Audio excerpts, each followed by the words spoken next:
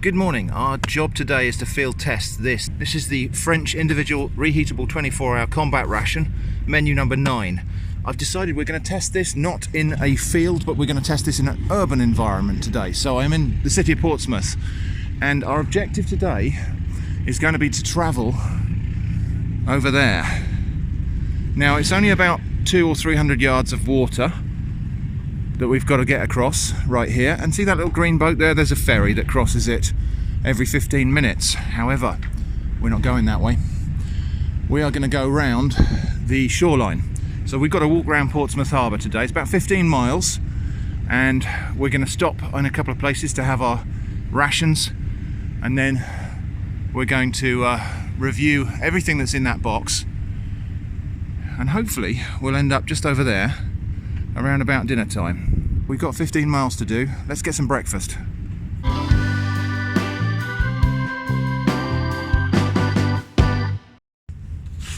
Okay, so our breakfast this morning is going to be this energy muesli, some of these crackers with a bit of jam on them, a cup of hot chocolate, and I think that'll do. And all of these energy bars, these chocolate bars and fruit bars and so on, I'm going to stuff those in my pocket and we'll snack on those while we're out walking. Just a quick word about utensils. Now, when I did the unboxing on this, I did say there were no utensils and no water purification tablets. I was wrong about that. There are in fact both in here, so there are water purification tablets there, and I won't be using those today because I've got my own clean water with me. But inside of there is a little folding stove, there's a box of matches and some toothpicks, a garbage bag, some fuel tablets for the stove, and this utensil. Now let's just have a quick look at this. A tiny folding spork. Now I think I'll try to use that, but it really is a tiny weedy little spork, and it's not even really long enough to reach into the bottom of this muesli bag, so it's really not adequate. I will try to use it, but fortunately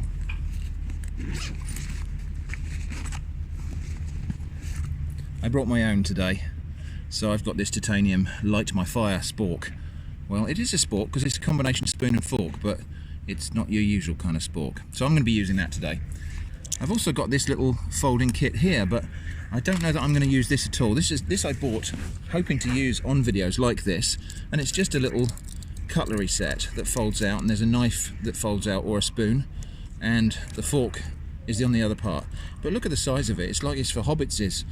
Tiny little, it's like a pastry fork, and that's scarcely bigger than a teaspoon.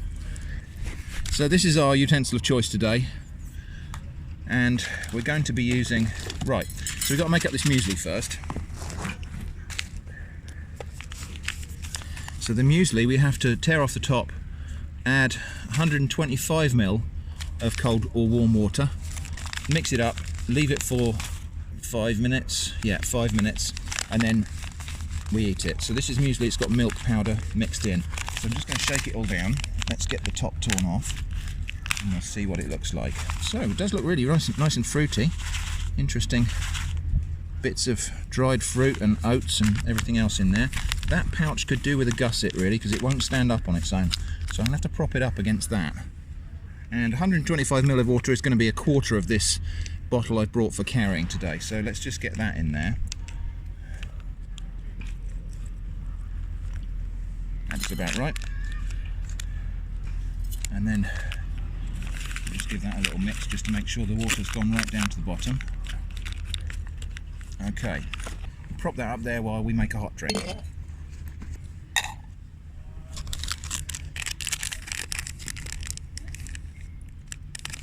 So the cocoa mixture, we've got to add 150 ml of hot water, and it's a very standard looking hot chocolate mix.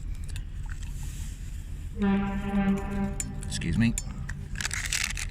Right, so I've pre-boiled some water here, and I've got it in a flask. I'm not going for completely roughing it here. I have got the little stove, I can boil more water if I need hot water, but I'm just going to cheat a little bit for now. Just going to make that up to maybe that much hot chocolate. And, well, maybe that has a use after all. There we go. It's quite a dark looking kind of watery looking hot chocolate. But never mind. I am in the fortunate situation today that obviously if I'm doing this in an urban environment, there will be waste disposal options available to me along the way. So I don't have to carry all my trash with me today. I shall drop it off at recycling points along the way. So we've got 1, 2, 3, 4, 5, 6, 7, 8 packets of these crackers, and I am told these crackers are superb. So we've got 3 packets of chocolate, 2 packets of wholemeal, and 3 packets of plain. So I'm going to save the plain and wholemeal ones for later. I'll probably save some of the chocolate ones for later because I don't think I want all of these. Let's open a packet of these chocolate crackers. Okay, and they are quite dry, quite hard crackers. Let's give that a taste on its own.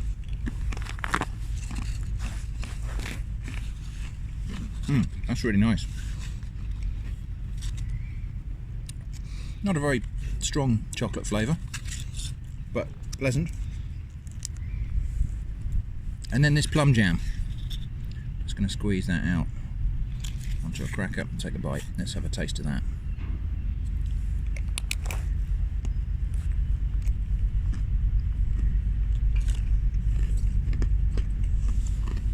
Good.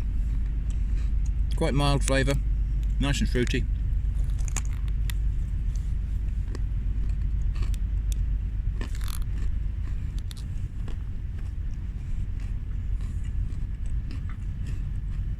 Very convenient not to have to spread it from anything. See if that's cool enough to taste yet.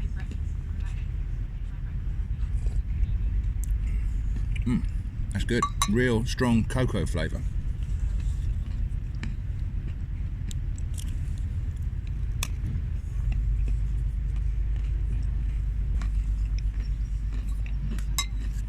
Well, I reckon this muesli's had 5 minutes.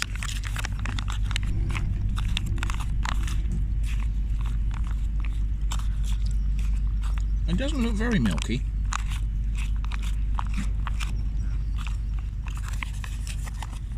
But there's a lot of fruit in there and quite a lot of grain, so let's give that a taste.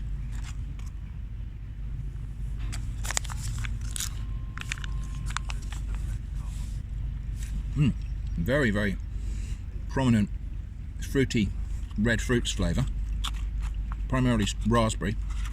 I can taste in there. But that's a really nice muesli. This tastes like a really good quality muesli.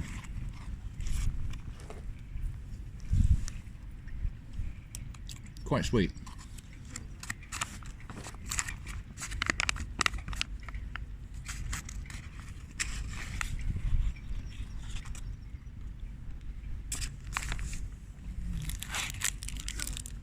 Right, so I'm going to eat one more packet of crackers so I can finish off that jam, the rest of this muesli, and then we'll get moving. Okay, so that was not a bad breakfast, and that will give me some energy for the walk ahead of me. I've got to walk up to the top of Portsea Island now, up through Portsmouth, up to Cosham, along through Porchester, and then back down through Gosport the other side. So I feel like I've actually had a good start there. That muesli was very satisfying, those crackers were great with the jam, and the hot chocolate was good.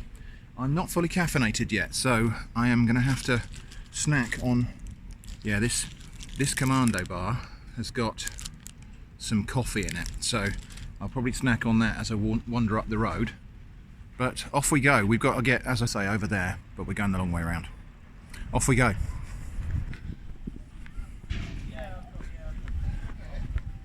Okay, now I did promise you a walk in the woods to test this ration pack, and this is almost the diametric opposite of anything like that. However, we will hopefully find some interesting things on the way.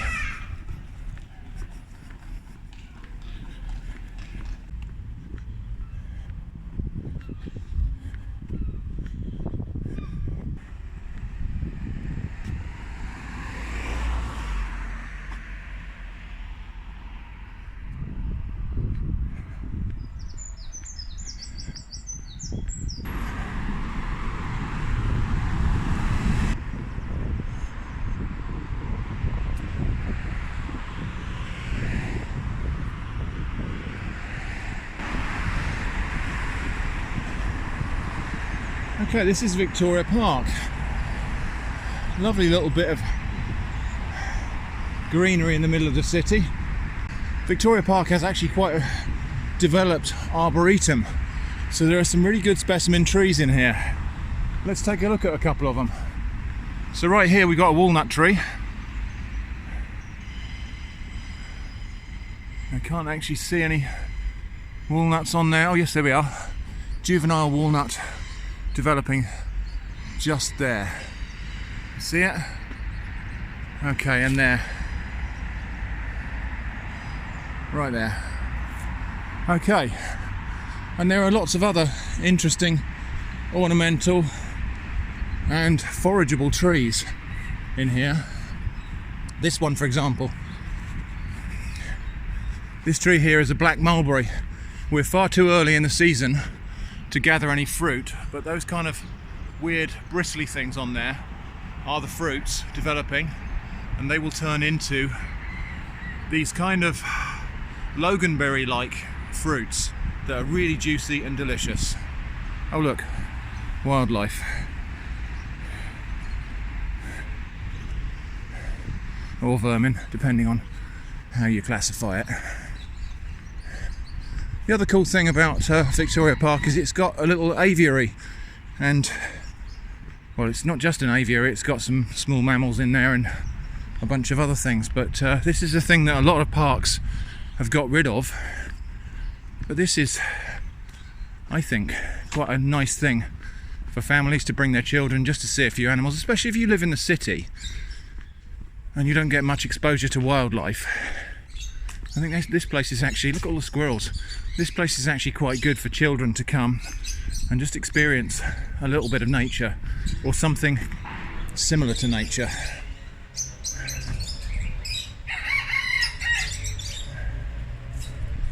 Yeah, so squirrels eating out of the bins, nice.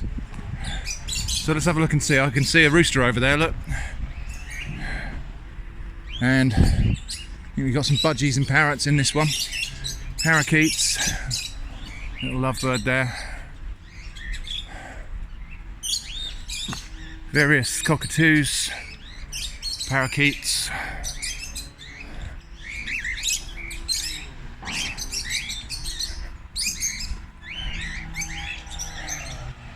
Very fine budgie there.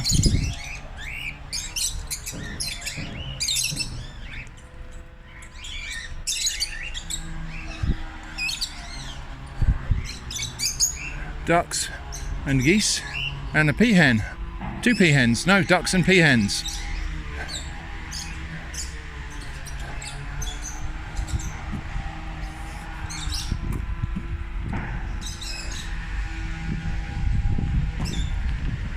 And a small herd of guinea pig. I don't know what the collective noun is for guinea pig, but there's a whole collection of them.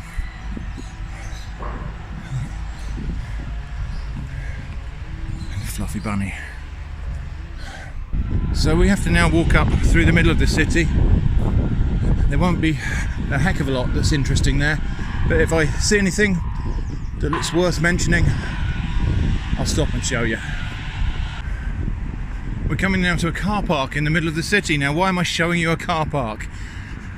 This car park is the site of the former Tricorn Centre.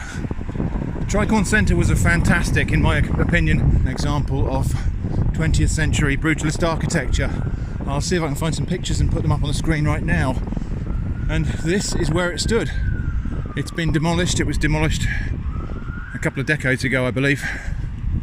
And there's really no trace of it left. Well, you'd think so. There's almost no trace of it left.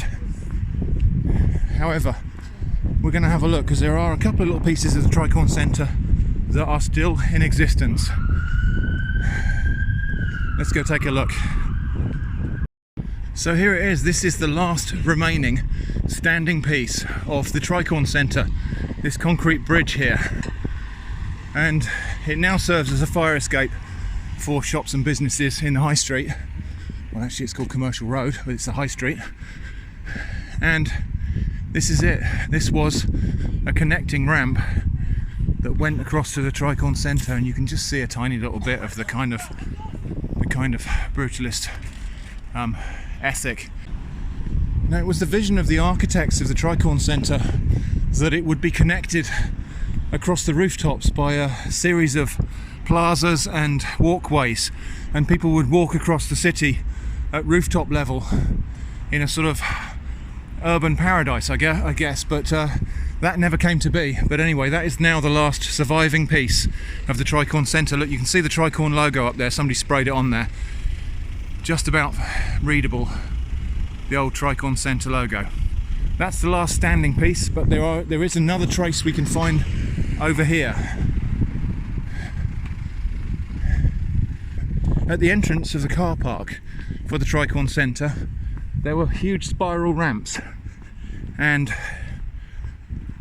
you can just see, if we walk over here, traces of the footprint of those spiral ramps. Let's go and have a look. Here they are here.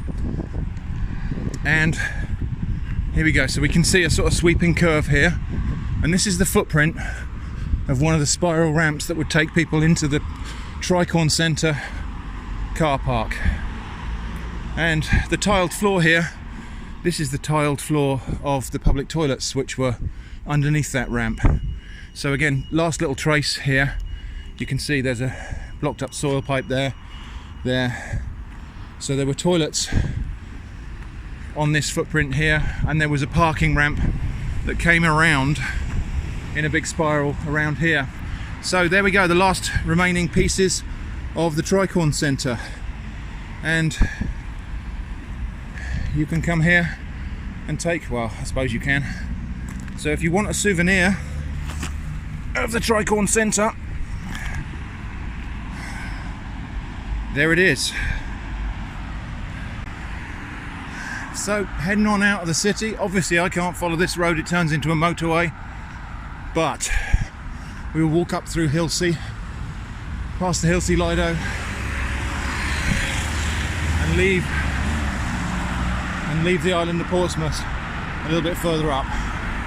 Just gonna have to find somewhere to take a little break, I think, because it's time for a snack.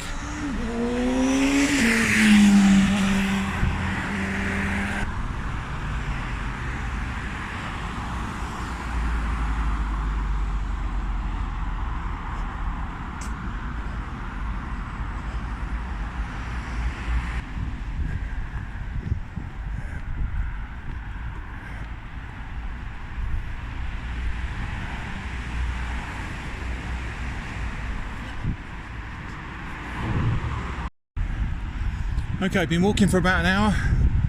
Time for a little break, quick drink, sit down, and a little snack. Time for that Commando bar, I think.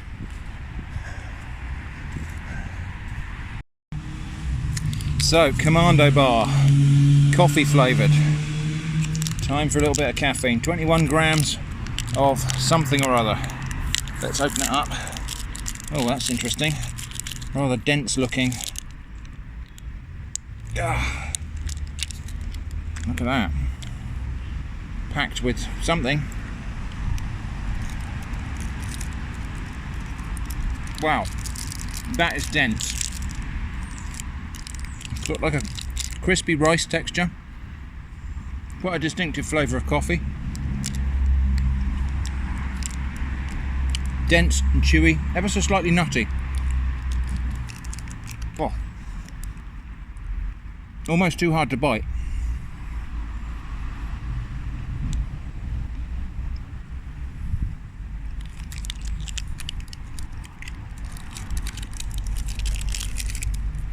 Only about 4 or 5 bites in the bar. Hopefully that will just give me a little energy boost to keep going. It's sort of slightly chewy, slightly hard, slightly crumbly. Okay, now we just got to head straight on up this road to Hilsea.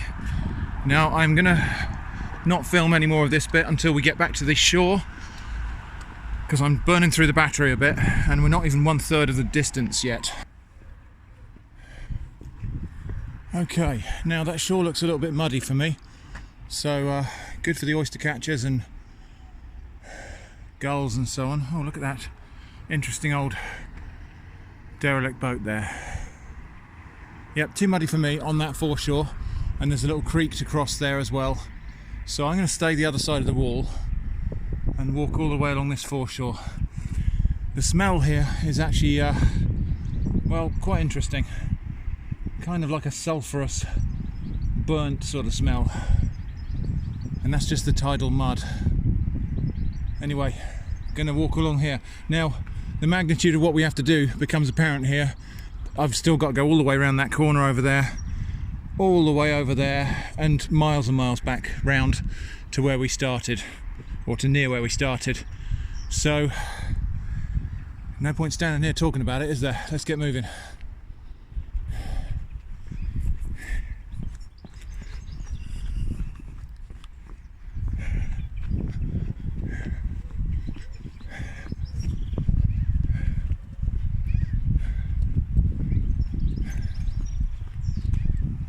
Now, the area that we're walking through at the moment is called Hilsea, and if you're interested in seeing more of this area, especially walking tours around the streets, around the waterline here and other sites, I'm going to recommend a YouTube channel of a guy called Richie, who lives in this area, does a lot of walking tours around here. It's quite a small channel, but I think you might enjoy his content. He just walks around, describes what he's looking at, and he knows some of the history of this area as well. I'll put a link in the video description down below to his channel. So just through there, I don't know if you can see that on the camera, underneath the bridge there is Porchester Castle, and that's one of the waypoints that we're walking to today. And gosh, that looks a long way off. That's probably about 2/3 of our, no, it's probably about halfway point of our journey. Over there is Porchester Castle.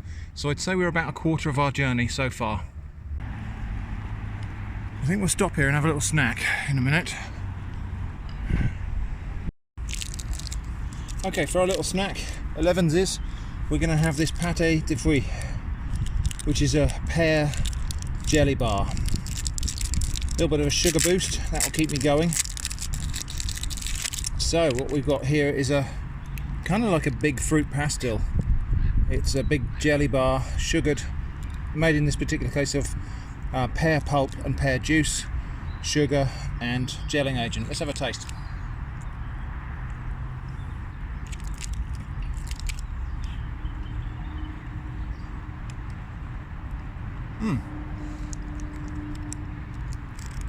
Oh, you can really taste the pear. It's good. Doesn't taste overly sweet. That's nice. It's like a big fruit pastil. If you know what Rowntree's fruit pastils are like, it's a bit like that, but maybe a bit more fruity.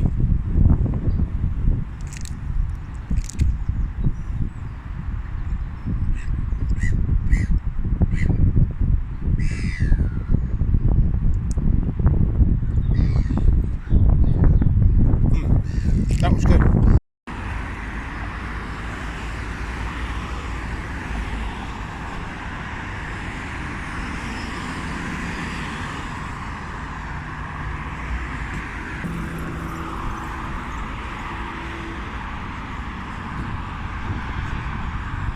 Right, here we go. We are now crossing away from Portsea Island,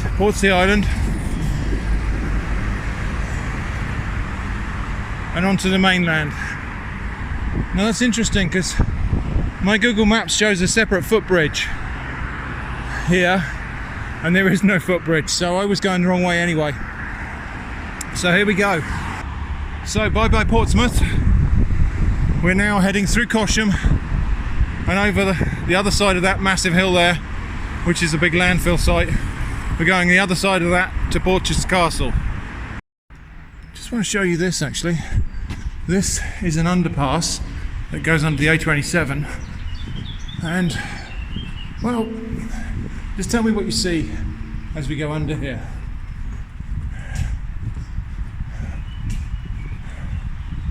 Or actually, tell me what you don't see. This is a community art project, so a school has got together and painted some murals. King Richard Specialist Art College has got together, painted murals on the underpass here, and there is a refreshing lack of graffiti. There's no tagging or anything has happened here, and I think that's rather nice actually. It's rather refreshing just to see a case where it hasn't been ruined by vandalism. How about that? Faith in humanity, tiny bit restored. Okay, we're into Porchester now, and we're gonna go under this bridge here, and then we cross over and we're against the water again down there.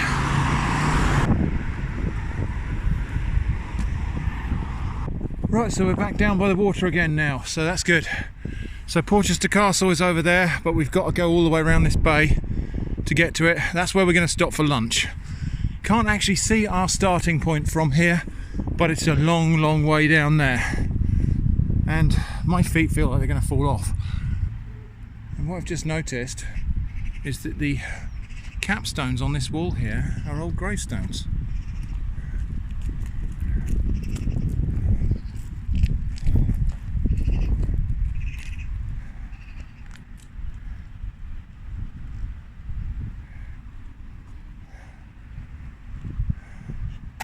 Which is interesting, but also kind of sad, isn't it? That these memorials have now just become the top of a wall. So, coffee. I don't normally have sugar in my coffee, but I do need the energy today. This walking is more exercise than I normally get, and it is taking it out of me.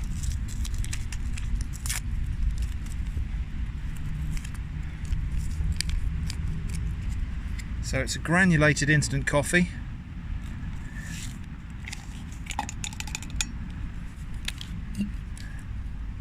And I'll make it up to half a cup with hot water. The other thing we're going to do here is refill my carrying bottle.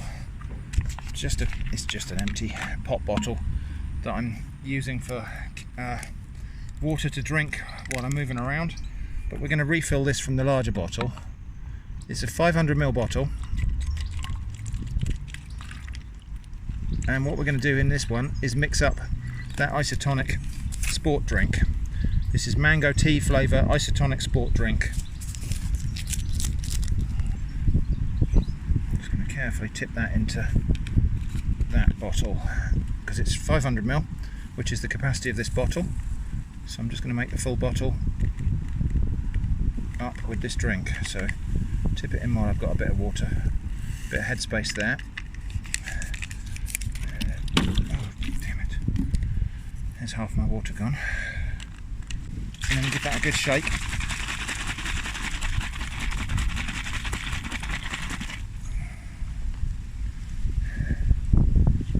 And top the rest of the way up with water.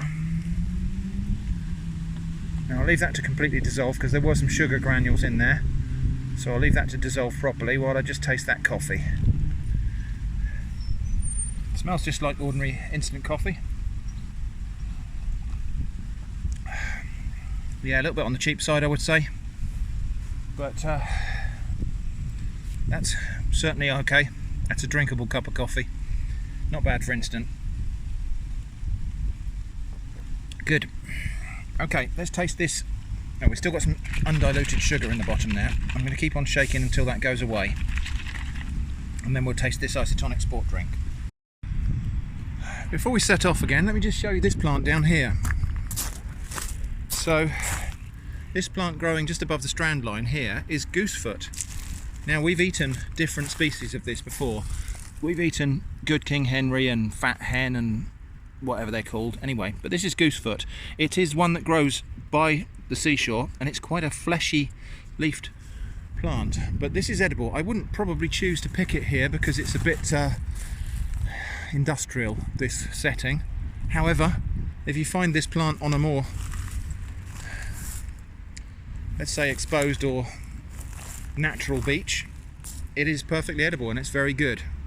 You can use it in any way that you would use spinach, or you can dip it in batter and tempura fry it, which is very good. Okay, let's give that a taste now. It doesn't look too appetizing. It's kind of brownish orange in colour, but then that's mango tea. That's probably to be expected for a iced tea type of thing. Let's have a taste.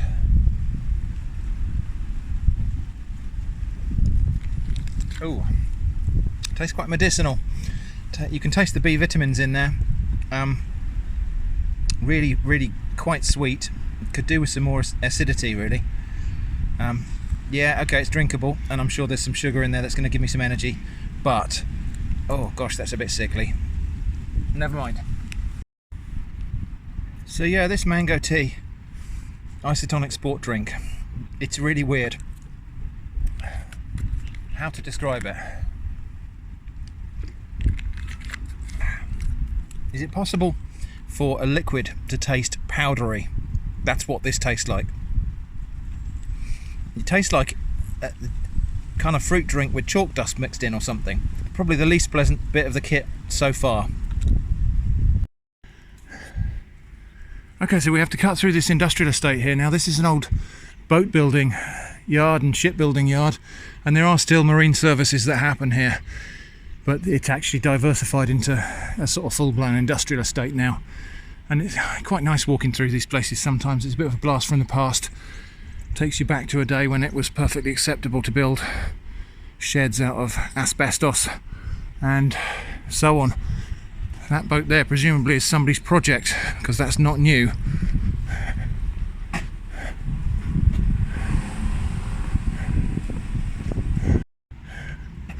And it's Saturday today, so obviously these interdimensional portals are switched off for the day, so it's safe to go past.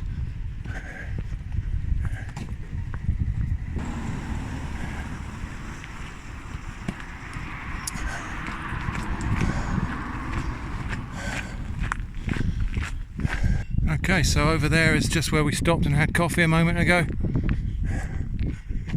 and way over there is where we pointed through that bridge. In fact, you can just about see the motorway bridge there in the distance to the left of that big crane. You can see the motorway bridge. We pointed under there, and I pointed at Porchester Castle, which we're just coming up on now.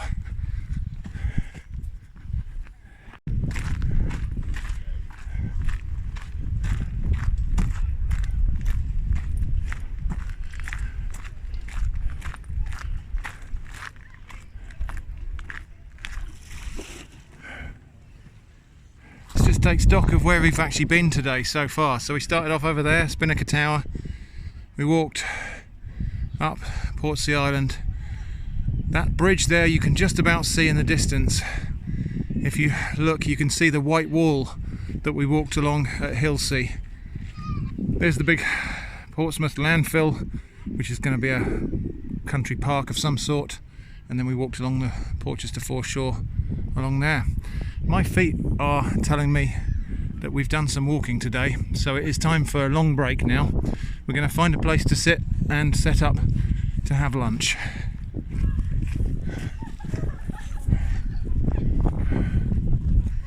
Yeah, it'll be nice when it's finished. So while we're down here by the water's edge, I just want to point out another edible plant. This is cliff or rock samphire, and it's a relative of carrots. It's an umbellifer, and it's edible. People used to actually fight each other for this. It used to be very, very sought after as a wild vegetable, and most often made into a pickle to be eaten with fish or cured meats. It can be best described as having a very, very strong carrot flavour. It's got that kind of carrot, parsley, celery flavour that you get from this botanical family. So there we go, that is rock samphire. Okay, lunch. And we're going to stop here. I think I'll set up my little stove on the concrete footing of this park bench here, because I can do that then without scorching the grass. And we're going to stop and have some food. Okay, for lunch I'm afraid we are using the backup camera because my phone is nearly out of charge, so I'm giving it a top up from the battery bank while we cook up some lunch. So, I'm going to get this little stove going. I'm going to first boil up some water. So, today lunch is going to be, we're going to start with that venison and Armagnac pate. We're going to have some of those crackers with it. So I think we'll have the wholemeal crackers with that pate. Those ones. 2 packs of those, I think they were. Yep.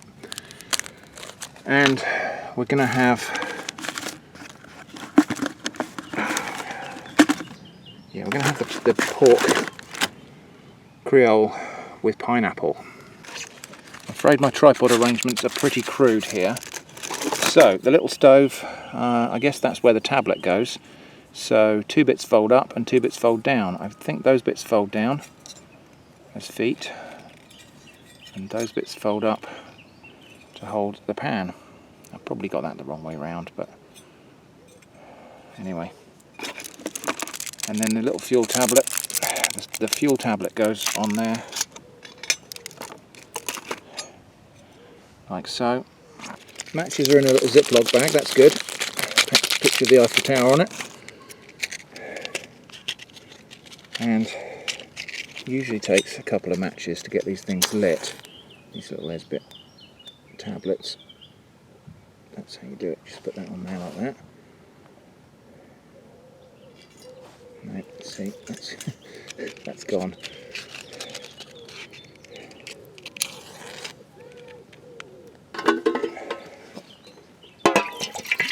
I think that might be a little bit weedy, that stove, to boil all this water, but we'll see how we get on. Meanwhile, let's get stuck into this pate. I'm just going to spread out one of these little napkins to put my crackers on.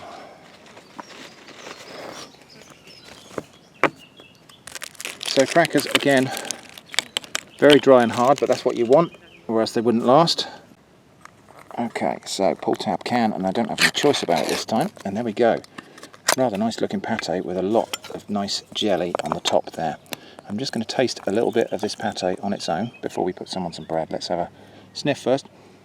Oh, it smells, wow, you can really smell the brandy and the herbs. That is really superb. Let's have a chunk of that on a cracker. I haven't got anything really, it's not even really spreadable, it's kind of more like a terrine. Let's try that.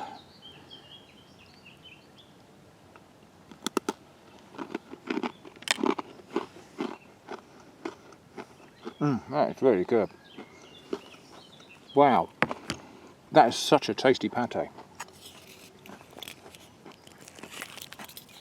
I'm going to say that is possibly the tastiest tin pate I've ever had.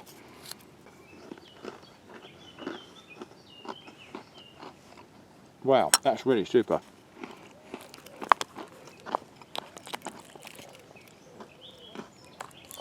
Now, a lot of people don't like the jelly, but I do.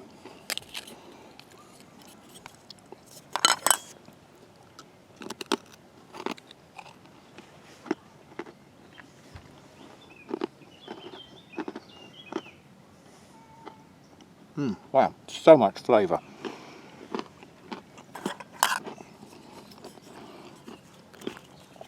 That's definitely the highlight of the pack so far.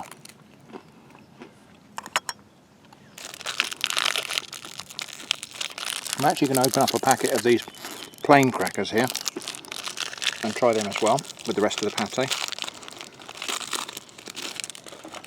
The whole cereal ones were slightly sweet, and it's a little bit weird eating savoury pate on a sweet biscuit, but it's alright. I'm not a fussy eater. Let's give that a try.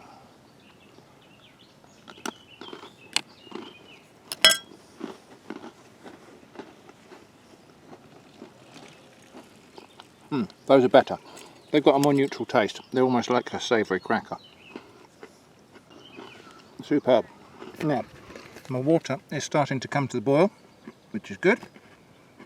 It's going to get that a bit hotter, and we'll get that in the flask.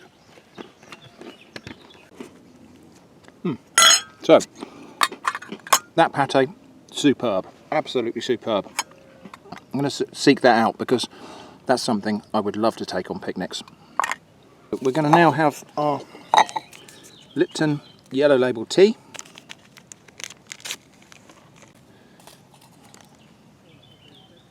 Get some of that boiling water in there.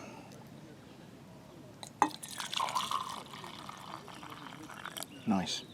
And the rest of the water I'm just going to tip into the flask. Now, I would not normally have tea with sugar, but I'm going to today.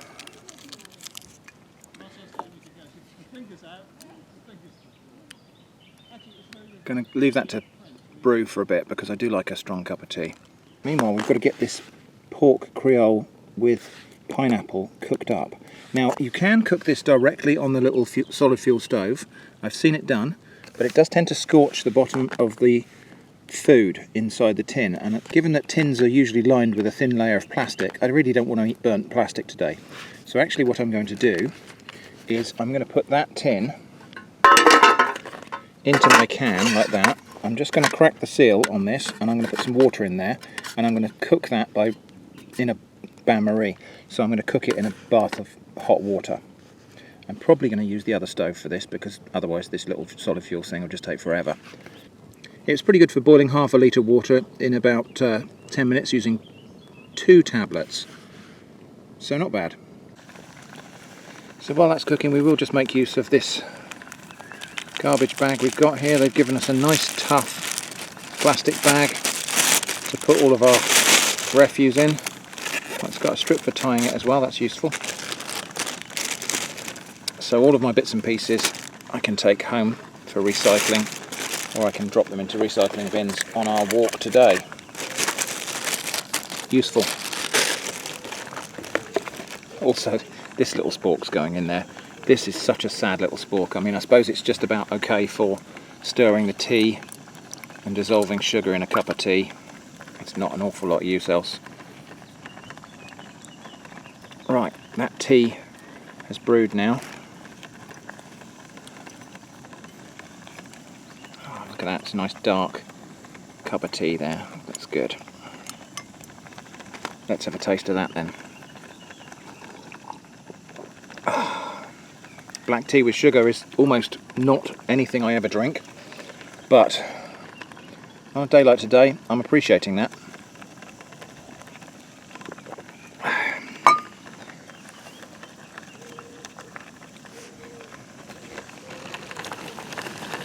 Our pan there is bubbling away nicely. That's good.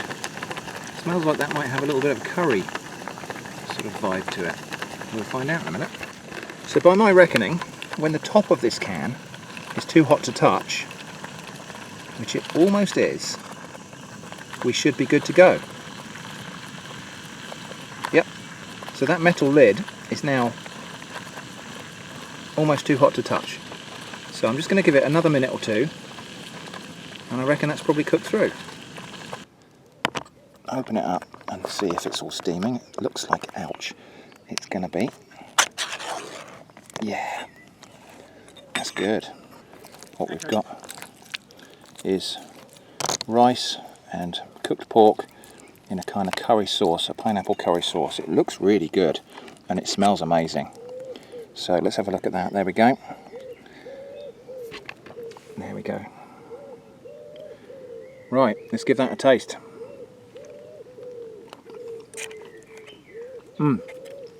Yeah, so it's like a mild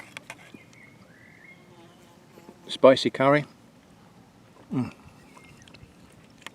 Chunks of lovely tender pork. Look at that big chunk of pork, look at that. And pork just falls apart in your mouth. Pieces of courgette in there, red pepper, all kinds of vegetables, and nice rice, and it's piping hot. That was obviously the right way to do it.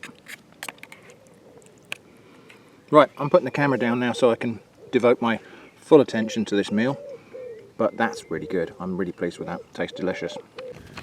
Well, that was delicious, and that's definitely the way to cook it if you have the option, because it didn't scorch on the bottom at all, and it was completely nicely heated through. So in a little water bath was definitely a better option than just straight on the stove.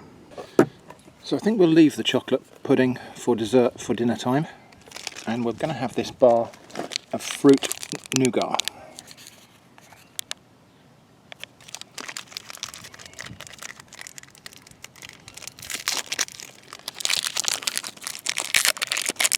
So, no surprises there. It's a piece of fruit nougat with raisins, apricots and cranberries in it. Weird rice paper on the edge.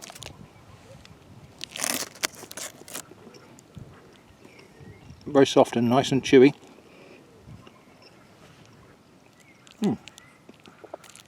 Good. Not really getting much of the fruits from that actually. It's just a nice piece of nougat.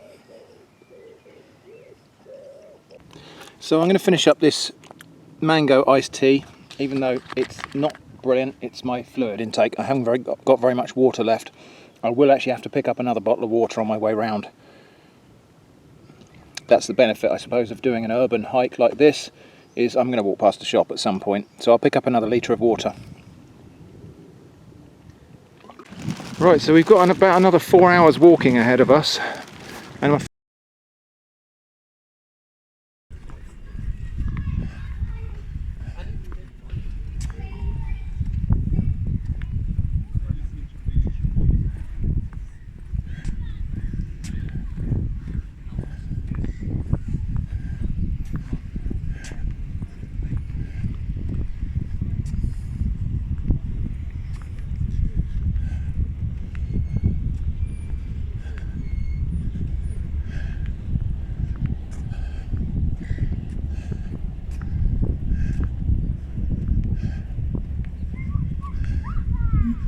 okay, so here we are. We made it back here. And my feet are absolutely killing me. Right, over there is where we had breakfast. And way up there somewhere is where we had lunch. And I'm afraid I didn't capture any footage on the way down through Gosport. It was just really a slog through a very urban, residential sort of area. And I want to save the battery. It's actually too early for dinner. So I'm going to have a cup of coffee, maybe a couple of biscuits and a snack, and I think what we'll do is we'll actually go home and we'll cook that main course dinner at home. Okay, so our last sachet of coffee. We've got no sugar left, but that's fine. I don't normally take sugar in my coffee anyway. I've just been doing it because it was there. The hot water we boiled at the beach in Porchester. Last of that, and let's give these chocolate bars a try. So we got this 70% chocolate. Let's have a taste of that. Slight bloom on the surface of the chocolate there where it's been in storage so long, but I'm sure that won't affect the eating qualities. It's just aesthetics. Quite crumbly.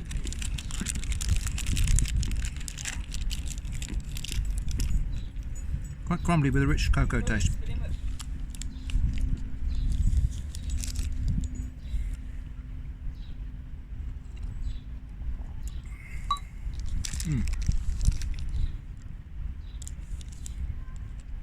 Nice chocolate. A little bit on the waxy side, I would say. And then we've got this IsoStar apricot cereal bar. Again, really solid bar there. I can't crush that with my fingers. Let's have a taste.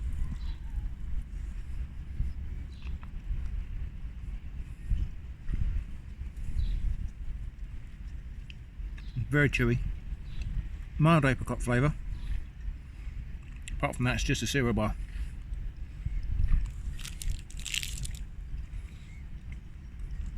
Tastes oddly bitter after that chocolate, actually. Interestingly.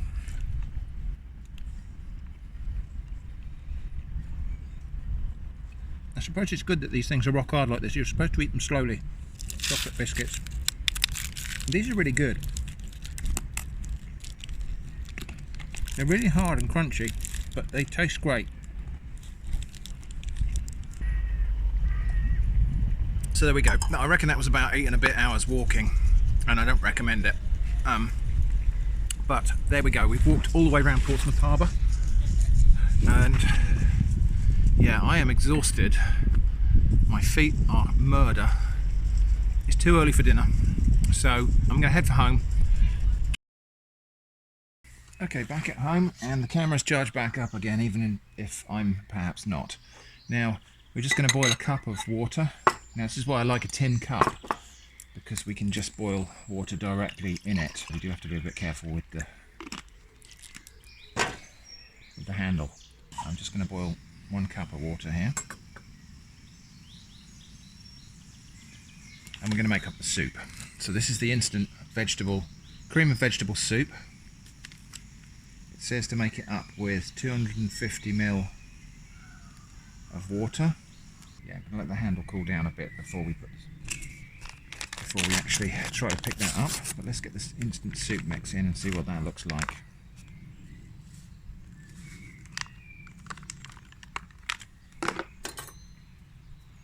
It's quite yellow for a cream of vegetable soup and gone a bit clumpy.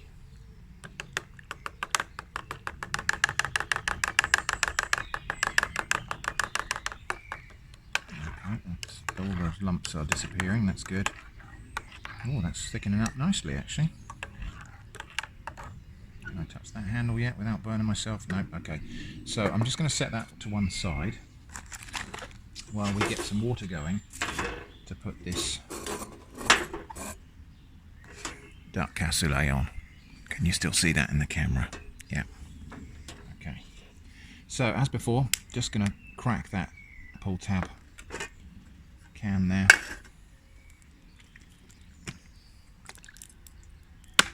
Small amount of water in the bottom of the pan.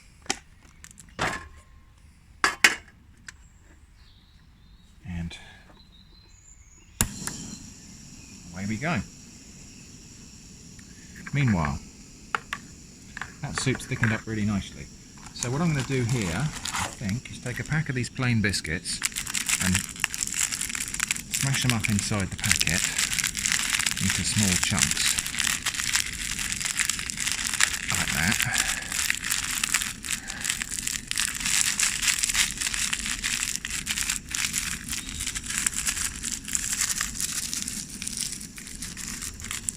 And we'll carefully open one end and dump those into the soup. A bit like croutons.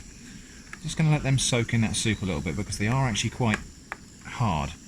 So I've still got 2 packets of crackers left, 1 plain, 1 cereal. We'll have those, well, these turned out to be quite sweet actually, so we might have those with dessert. Okay, water's bubbling away here. Okay, oh that's nice and thick now, look at that soup, it looks good. With those crackers in there, it's really thickened up, it looks nice and satisfying. Let's give that a taste. A few bits of cracker in there as well.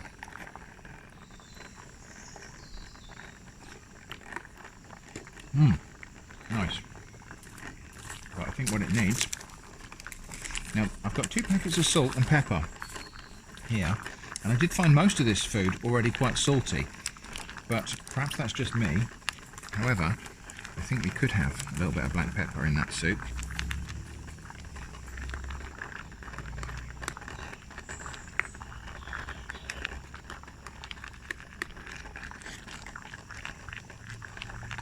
That is so good with those crackers crushed into it like that. It's made it really thick and satisfying.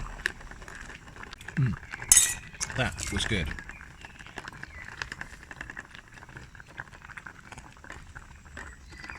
I can start to feel some warmth coming through there now.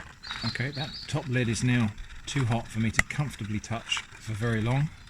So I think I'm right in assuming the contents of that can are heated through. It's taken about 10 minutes in this little bain-marie, but actually I think that's a better way to cook it than directly on the cooker, just because it doesn't burn the bottom of the food. So what I'm going to do, I have decided actually I'm going to have a cup of tea with this as well, so I need to boil another cup of water while we get this open and have a taste. Ouch, hot.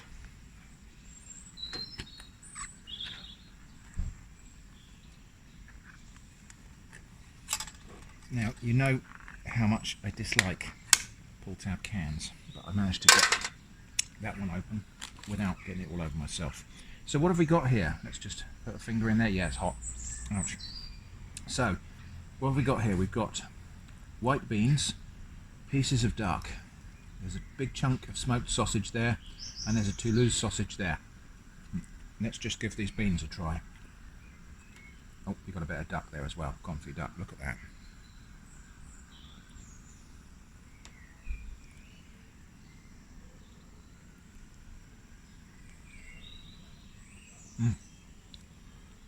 Oh, that is really, really good. It's smoky, it's salty, it's got a really meaty, savoury flavour to it. And that sausage just cuts with a spoon like that. Let's have a taste of the sausage. Slightly coarse textured pork sausage. Just really, really nice and meaty inside.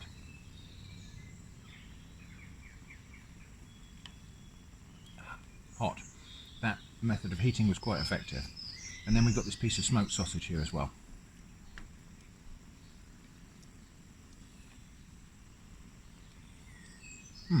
Which is kind of like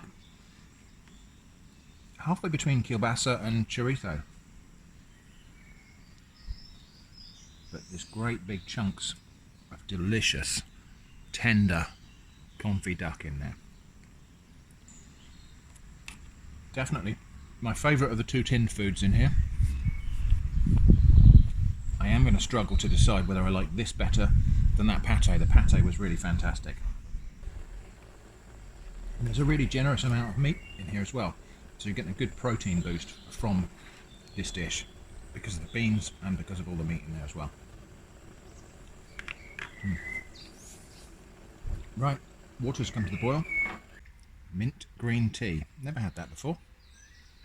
Just leave that in there to infuse for a few minutes. So there's just this chocolate pudding now.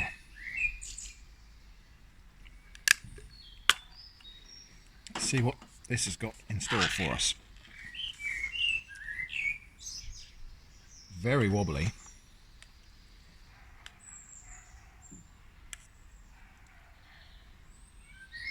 Smells really chocolatey.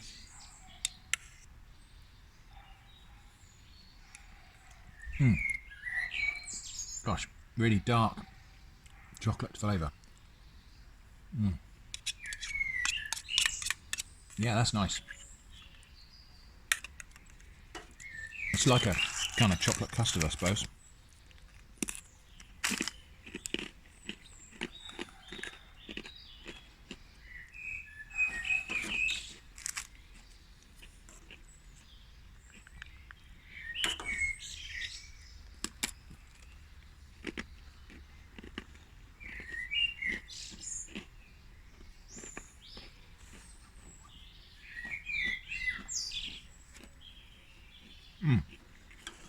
And it goes really well on those crackers.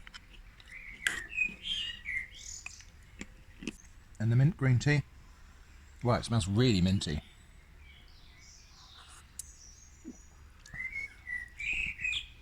Yeah, it's alright. Not my cup of tea, but it's a good example of what it is, I think. Detracts from the flavour of the chocolate, I think.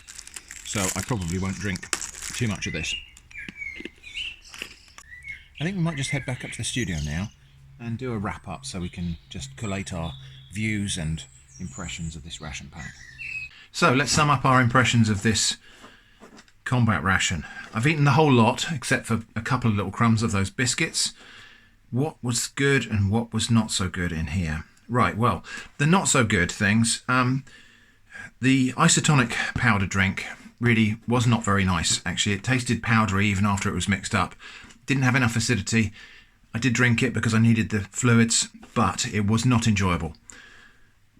The mint tea I didn't really enjoy, but that's more of a personal preference. I think it was a good example of what it was, but just not my cup of tea. Now the best thing in here, I think we're going to have a difficult decision between the duck cassoulet and that venison pate. The venison pate was just surprisingly good for a tinned pate. It was just really, really good. However, the cassoulet was really, really hearty and warming and satisfying. So I think I'm just going to say those two components are kind of in joint first place, really. They make this a really desirable combat ration and really luxurious tasting. Most of the other things in there were really good. One of the energy bars and the cereal bars were just a bit hard, but I suppose that's what they are. Those little army crackers are a really good example of what they are. The chocolate bar was just a little bit powdery and dry, I suppose. But everything in general, I think, was really good. This is a good combat ration, and I can see why it's so sought after. Menu number 9 is actually quite hard to get hold of. So in the surplus ones that are sold to civilians, menu number 9 is usually the one that sells out first. So what's today been like? Well, my feet are awful, but that's more to do with me being a pudgy civilian than anything else, and perhaps poor choice of footwear. So the other thing to say is that I'm sorry I didn't manage to record the second half of the trip. By the time I was heading down into Gosport, there were two problems. Basically, the navigation on my mobile phone meant that the battery was getting eaten by the second, and also my feet were killing me to the extent that I just put my head down, powered through it, and really didn't think about stopping to take pictures of anything. I felt like if I stopped, I might not get started again. Altogether, it's been an enjoyable day. I'm ready for some rest now, though, so thanks for watching, and I hope to see you again soon.